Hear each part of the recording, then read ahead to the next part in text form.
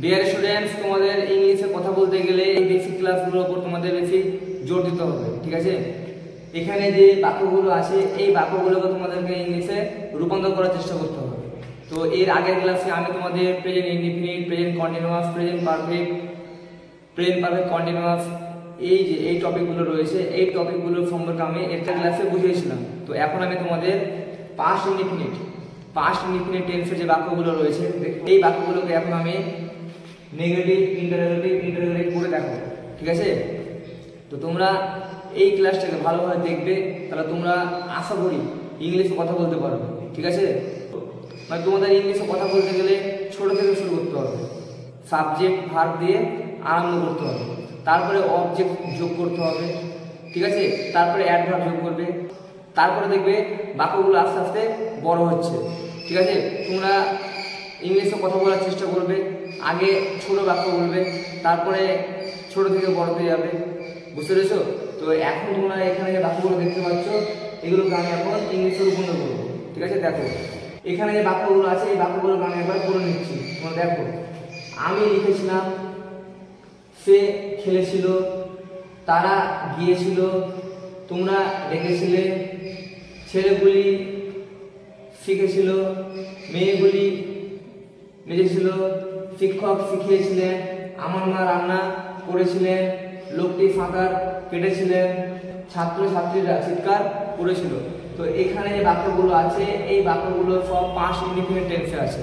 কোন টেন্সে আছে? পাস্ট ইনডিফিনিট টেন্সে, ঠিক আছে। তো এখন আমি পাস্ট ইনডিফিনিট টেন্সে তোমাদের ডেফিনেশনটা বলছি, ভালোভাবে বুঝে নাও।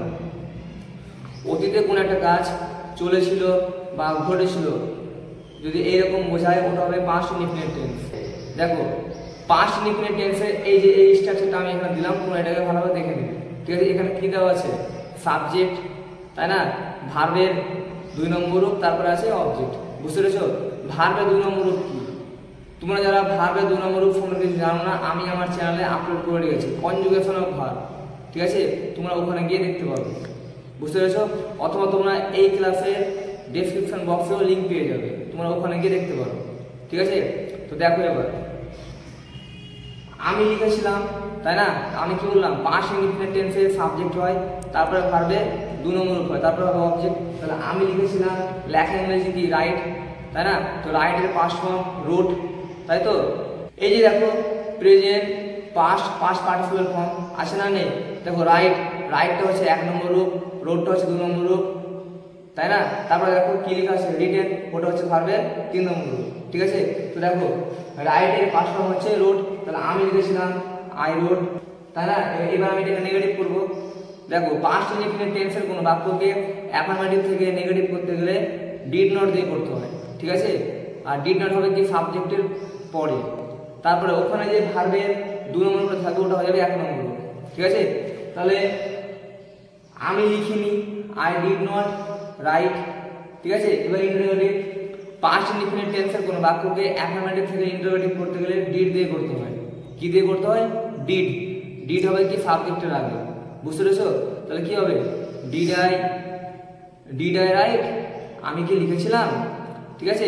এবার দেখো ইন্টারোগেটিভ, নেগেটিভ, পাস্ট ইনডিফিনিট টেন্সের কোনো বাক্যকে অ্যাফার্মেটিভ থেকে ইন্টারোগেটিভ নেগেটিভ করতে গেলে ডিড নট দিয়ে করতে হবে, ঠিক আছে। যে বাক্যে সাবজেক্ট আর নাউন থাকবে, নাউনের আগে হয়ে যাবে ডিড নট, ঠিক আছে। যে বাক্যে সাবজেক্টটা প্রোনাউন থাকবে, প্রোনাউনের আগে হবে ডিড, প্রোনাউনের পরে হবে নট, বুঝতে পেরেছো? তাহলে এখানে যে সাবজেক্ট তোমরা দেখতে পাচ্ছ, এখানে যে সাবজেক্টটা তোমরা দেখতে পাচ্ছ এটা কি আছে? নাউন না প্রোনাউন, তাই না। তাহলে এখানে কি হবে? ডিড আই নট রাইট, আমি কি লিখিনি, বুঝতে পেরেছো? তারপর দেখো আমি এই বাক্যটা নেগেটিভ, ইন্টারোগেটিভ করে দেখালাম। এখানে যে বাকি বাক্যগুলো আছে তোমরা কিন্তু এভাবেই করবে। সে খেলেছিল, হি প্লেড, সে খেলেনি, কি হবে? He did not play. সে কি খেলেছিল? Did he play. সে কি খেলেনি? ডিড হি নট প্লে, বুঝতে পেরেছো? তারপর দেখো তারা গিয়েছিল, দে ওয়েন্ট, তারা যায়নি, দে ডিড নট গো, ঠিক আছে। তারা কি গিয়েছিল? Did they go, question mark. তারপরে দেখো তারা কি যায়নি? Did they not go, question mark, ওকে।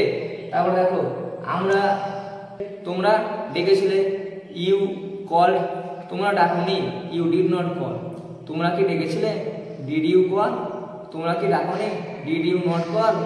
ওকে, তারপর দেখো ছেলেগুলি শিখেছিল, দ্য বয়েজ লার্ন, ছেলেগুলি শিখেনি, the boys did not learn, LEARN। Okay, তারপর দেখো ছেলেগুলি কি শিখেছিল, did the boys learn. Okay, ছেলেগুলি কি শিখেনি, did not the boys learn. দেখো এখানে ছেলেগুলি হচ্ছে নাউন, এই জন্য নাউনের আগে হয়ে গেছে ডিড নট, বুঝতে পেরেছে।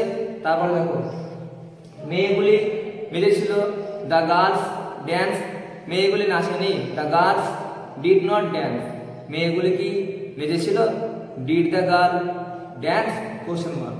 ওকে, তারপর দেখো মেয়েগুলি কি নাচেনি, did not the girls dance, question mark. তারপর দেখো শিক্ষক শিখিয়েছিলেন, টিচার টট, শিক্ষক শিখাননি, টিচার ডিড নট টিচ, শিক্ষক কি শিখিয়েছিলেন, did the teacher teach, did teacher teach, question mark. শিক্ষক কি শিখাননি, did not teacher teach, question mark. Okay, তারপর দেখো আমার মা রান্না করেছিলেন, মাই মাদার কুকড, আমার মা রান্না করেননি, my mother did not cook, আমার মা কি রান্না করেছিলেন, ডিড মাই মাদার কুক, আমার মা কি রান্না করেননি, did not my mother cook, বুঝতে পেরেছ। তারপর দেখো লোকটি সাঁতার কেটেছিল, দ্য ম্যান সোয়াম, লোকটি সাঁতার কাটেনি, the man did not swim. দেখো সুইমটা হচ্ছে প্রেজেন্ট ফর্ম, সোয়ামটা হচ্ছে পাস্ট ফর্ম, বুঝতে পেরেছ। লোকটি কি সাঁতার কেটেছিল, did the man swim, question mark. লোকটি কি সাঁতার কাটেনি, did not the man swim, question mark. তারপর দেখো ছাত্রছাত্রীরা চিৎকার করেছিল, দ্য স্টুডেন্টস শাউটেড, ছাত্রছাত্রীরা চিৎকার করেনি, the students did not shout, ছাত্রছাত্রীরা কি চিৎকার করেছিল, did the student shout, question mark, বুঝতে পেরেছ। তারপর দেখো ছাত্রছাত্রীরা কি চিৎকার করেনি, did not the students learn, question mark. তোমরা কিন্তু এইভাবে বাংলা বাক্যকে ইংলিশে রূপান্তর করবে। তো তোমরা কিন্তু এইভাবে পাস্ট ইনডিফিনিট টেন্সের যে কোনো বাক্যকে যেভাবে আমি তোমাদের শেখালাম, তোমরা কিন্তু এইভাবেই নেগেটিভ ইন্টারোগেটিভ নেগেটিভ করবে, বুঝতে পেরেছো।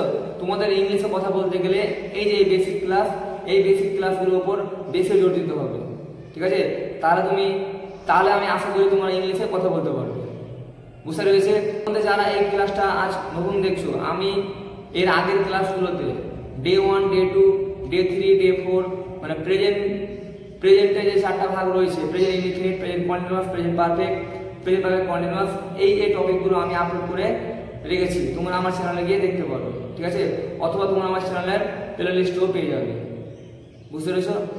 তো আমি এর পরের ক্লাসে পাস্ট কন্টিনিউয়াস